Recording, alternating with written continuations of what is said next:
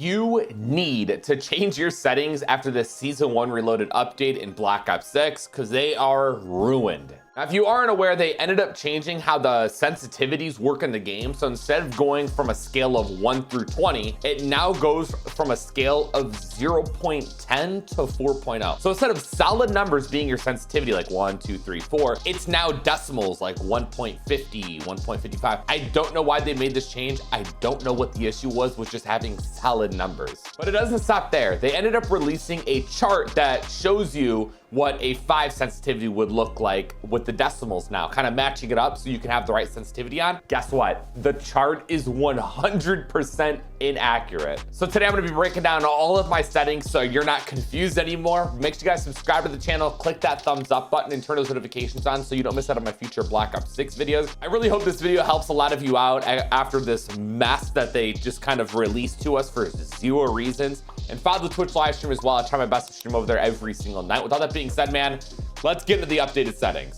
Oh yeah, real quick, for those of you who are new here, this is the controller I play on because we're gonna be starting off with the controller settings. So I use this controller. I got some control freaks on the front right here. It helps me with my aim. I've been using these since, no joke, I was 12 years old. So I really do stand by these and I do work with them. So if you guys wanna save some money with these things, make sure you guys use code FRIZZ, F-R-I-Z-Z, and you guys can save yourself some money. These are like 15, 20 bucks. I know, sounds kind of like a lot for some analog sticks. These last forever. I think I've been using these two for probably a year now. So yeah, you guys could see the purple one is my aiming stick and then the black one is just my moving stick. Helps me out a lot. And then on the back of my controller here, we got some paddles. So I jump with this, slide with this, and that allows me to keep my thumbs on the analog sticks. So I don't have to go do those movements over here. I can maintain perfect accuracy while having my thumb on that purple analog stick and not having to come over here and do my movement. It happens back here. This is a scuff controller. Sadly, don't work with these guys, but I love these controllers and they've been helping me out for years. And if you're still on edge about trusting my settings, here's a quick look at my stats in multiplayer. 123 hours played, so a lot of time played, which is nice. We have a 2.90 win loss. Your boy be winning his games and almost a 4 KD. Highest kill streak 68, and then the highest kill game I've ever had is 164. So hey, your boy's been cooking recently. Now let's get into the settings. So like I said, I do play on controller. We just showed you there. My button and stick lid are default. Once again, I have those paddles in the back, so I don't need to change anything. Now, horizontal and vertical stick sense. Dude, these guys are so dumb. So this chart, I got it pulled up here. It tells me that a 7.7 is equivalent to a 1.8, which is completely wrong. I didn't show it. Maybe I don't think I still have it. I wish I could show it. My first game, ever since this update came out, I knew instantly the sensitivity is wrong, completely wrong. I think it already updated for me for it to be a 1.8 because I previously had a 7. Way too quick. I knew something was off. I think I dropped it a few notches, and right here I have a 1.60. I was completely fine after changing it. So these values are just inaccurate.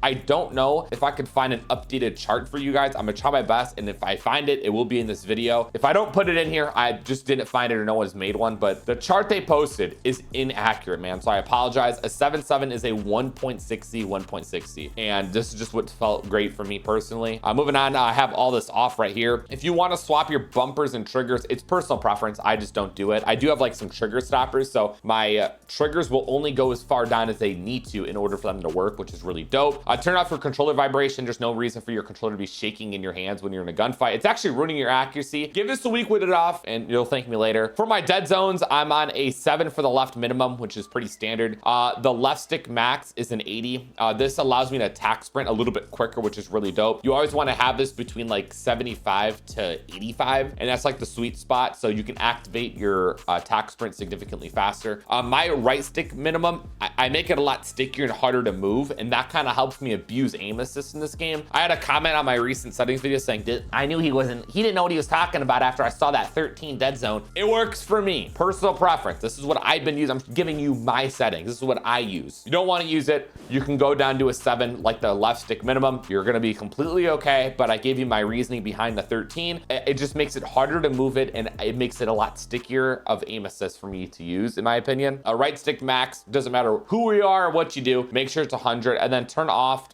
the left and right triggers to 0. If anything above it, I'm pretty sure is a delay. For my aiming controller sensitivity, we have the sensitivity multipliers. Actually, I kind of leave these alone in this category right here. ADS sensitivity multiplier focus. This is for scopes in specific. scopes. So this is a 0.90. I don't want it super low because they're zoomed in, and when you're kind of zoomed into those optics and it's slow, it's going to be hard to kind of get on target. We can go to my aiming advanced settings, and then I have look conversions all standard. This is incredibly important. ADS sensitivity transition timing. You want it instant. So when you go from the point of hip firing to aiming down sights, you want the sensitivity to transition instantly into what your sensitivity is for ADS. You don't want it gradual. You don't want to slowly, no, the second you're aiming down sights, you want your ADS sense. Does it make sense why this is even a setting? Because in all the other Call of Duty games, this is on instant. Now aim response curve type dynamic, and then we have the aim response curve slope scale to 1.0. This is just what's best. This is what all pro players are doing. So might as well do it yourselves as well if the best in the world are.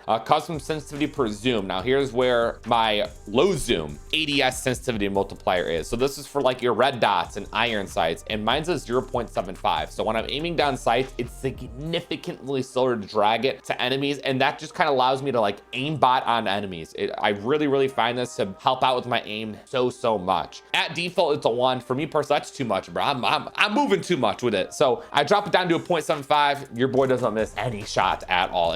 This is really good, especially at those longer range engagements. That's gonna do it for the aiming advanced settings. And then we can come down here, make sure your target aim assist is on, so you can actually abuse aim assist. Motion sensors are off. Movement, I got tactical sprint assist. This just allows me to run at full speed with having to do less things. So all I got to do is just push up on my left analog stick. I'm running full speed, which is really dope. So again, just saving you time, and you can run as fast as you possibly can right away. Sprint assist delay, 0. There doesn't need to be a sprint assist delay at all. And then my sprint assist sideways and backwards is both on. Mantle assist off. I hate auto mantling, man. It really throws me off in gunfights, so that's why it's off. We got crouch assist off. Corner slice is personal preference. That's kind of when your guns, you know, like pulling around them corners and stuff. I like it personally. It's something I've gotten used to, so that's why it's on. Slide and dive behavior, I have slide only. I wish I can get used to hybrid, man, but my problem is I can't. I need like a dedicated dive button, but the way hybrid works is like you have to press on your left analog stick and then dolphin dive, or press your crouch button that allows you to dolphin dive, and then not pressing it and going forward allows you to slide. Hybrid's the best option. Let's just get to it. Hybrid's the best option. I just haven't gotten used to it, so that's why I'm on slide only.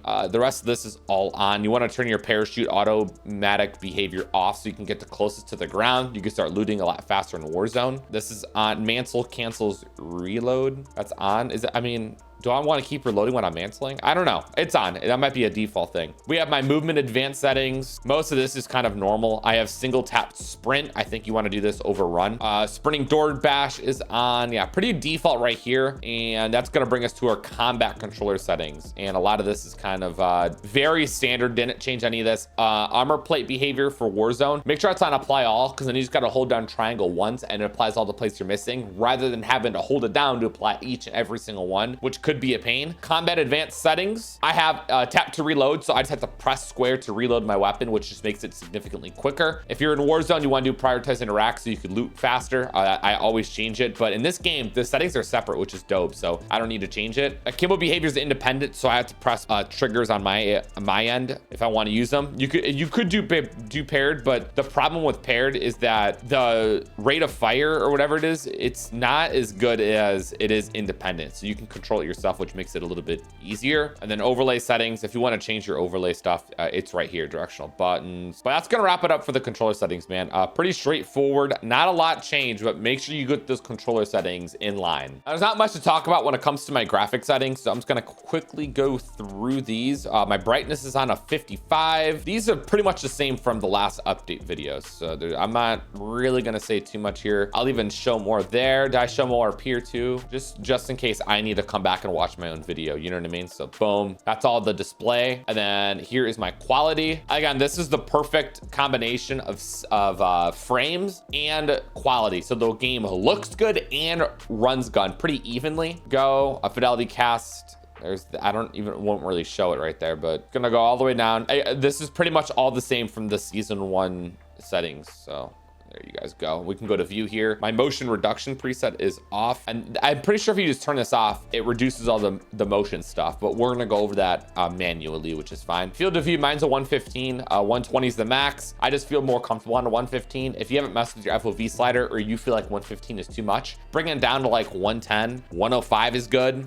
You know, just kind of mess with it, see what feels good for you. ADS field of view is affected. This visually reduces recoil, making a weapon look like it's more accurate than it is. A little bit of a cheat code there. Weapon field of view is wide, and it makes my weapon appear smaller on screen. This is great because my weapon doesn't need to be big on screen, in my opinion. If it's just a little bit smaller, you could see behind it a little bit better, see where enemies are at. World and weapon motion blur, turn this off. It just makes your game look blurry, as it says in the name. Turn this off, it makes it look a little bit smoother. First person camera movement least. This reduces the camera shake on your screen. Inverted flashbang, instead of your screen going white, it goes black. I feel like it reduces the effects. It's a little bit easier on the eyes, and I got the benchmark there. So super straightforward for the graphics. Again, not a lot changed there. Next, we have my audio settings. People complain about the audio in this game quite a bit, and I feel like I found the perfect audio settings in Black Ops 6. So for the master volume, mine's 30. If I crank it up any higher, it's just gonna be way too loud on my end. So, you know, mess with it according to what you need. But when it comes to this stuff here, cinematic music volume, turn this down to 0.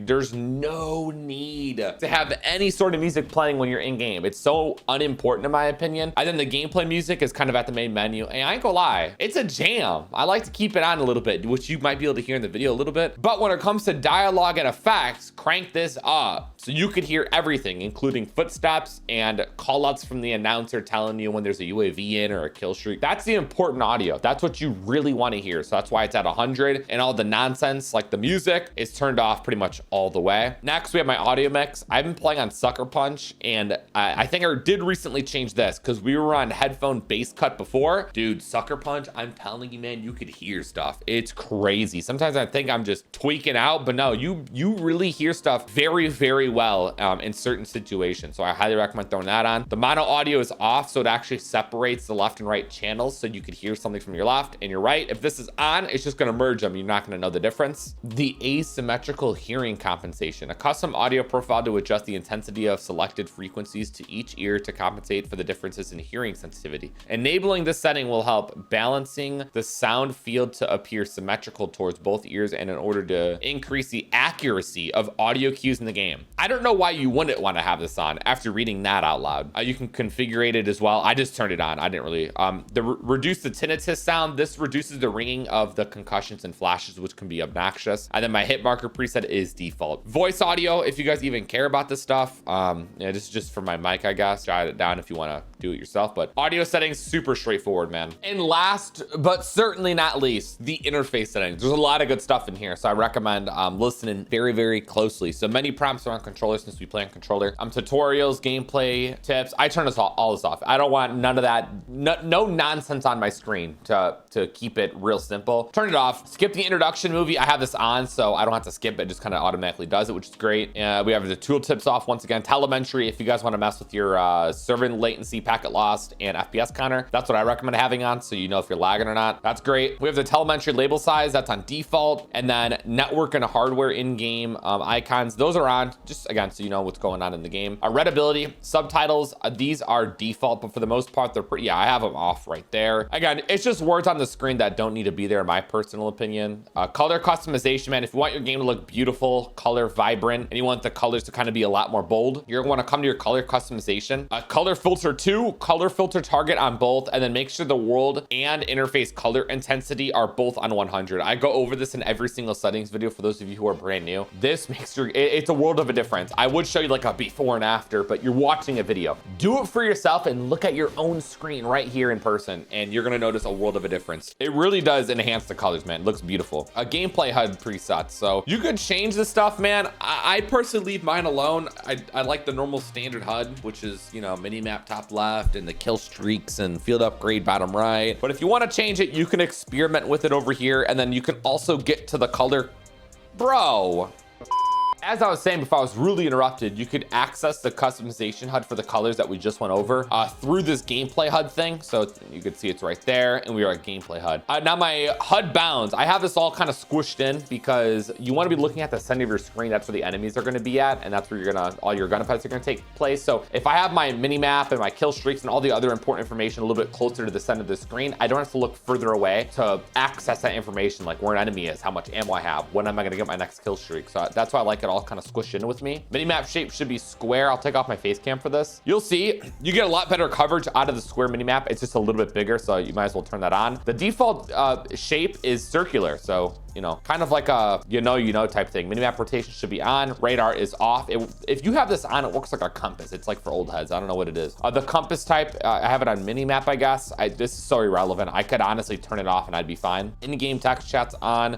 Player games, I have it on abbreviated. Crosshairs, this is really important, man. Make sure you have this on. The crosshair dot is on, and then crosshair dot scale. Oh, mine's, but see, look at, I'm glad we're here. Look, this got reset. Make sure it's on largest, because that center white dot is so important. That's going to help you with your centering, which is one of the most important things when it comes to Call of Duty. So please, man, turn this on, make it largest, and make sure you're putting that large white dot where you think enemies are going to be at, man. Practice that. Super, super important, and you should be good there. You can even change the color if you'd like, which is cool. Next, a lot of this is all default. I ain't gonna lie. I'll just kind of swiftly go past that. Actually, that's it for the settings, huh? Again, not a whole lot changed. There was a few little things that were tweaked here and there. The main thing is the controller settings, which is so stupid. I genuinely don't know why they changed it, but I hope you guys enjoyed the video. If you guys have any comments, questions, or concerns about any of the settings I went over, please let me know in the comments.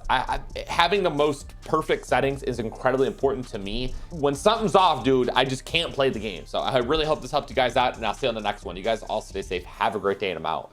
Doses.